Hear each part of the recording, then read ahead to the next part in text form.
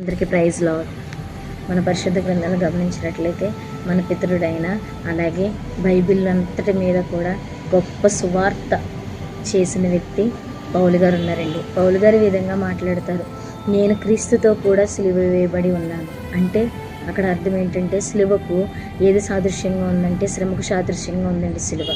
అంటే యేసుక్రీస్తు గారు ఏ విధంగా అయితే మన పాపల నిమిత్తం మన దోషుల నిమిత్తం ఆ యొక్క సిలువ మ్రాను మీద తన యొక్క శ్రమనంతటిని భరించారో అదేవిధంగా పౌలు గారు కూడా క్రీస్తుని మాదిరిగా తీసుకొని తన సేవా పరిచర్యలో తనకు ఎదురైన ప్రతి సమస్యను బట్టి లేదంటే నిందను బట్టి అవమానాలు బట్టి తనకు కలిగిన ప్రతి శ్రమను కూడా యేసుక్రీస్తు వలె భరిస్తూ వచ్చి నేను కూడా క్రీస్తుతో కూడా సిలువ వేయబడి ఉన్నాను అనే సాక్ష్యం ఇవ్వగలిగారండి.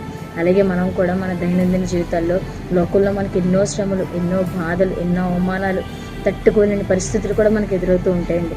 మనము కూడా మన పౌలు గారు ఏ విధంగా అయితే క్రీస్తుని మాదిరిగా తీసుకొని నేను క్రీస్తుతో కూడా సిలువ వేయబడి ఉన్నానని ఏ విధంగా అయితే ధైర్యంగా చెప్పగలిగారో అదేవిధంగా మనము కూడా క్రీస్తుని మనం సిలువ వేసుకున్న వారిగా అదేవిధంగా మనము కూడా క్రీస్తుతో కూడా సిలువ వేయబడిన వారిగా ఉన్నామన్నట్లుగా సాక్ష్యం ఇచ్చే విధంగా మనకు దైనందిన జీవితాల్లో కూడా ప్రతిదీ కూడా మనం భరిస్తూ అదేవిధంగా ఓర్పు సహనము కలిగి దేవుని వైపే చూసి మనం ముందుకు కొనసాగబడాలని మనము కూడా పౌలు గారి వలె చక్కటి సాక్ష్యం ఇచ్చే బిడ్డలుగా ఉండాలని ప్రభు పేరిట మీ అందరికీ తెలియజేస్తూ అట్టి కృపతో దేవుడు మిమ్మల్ని నడిపించును గాక.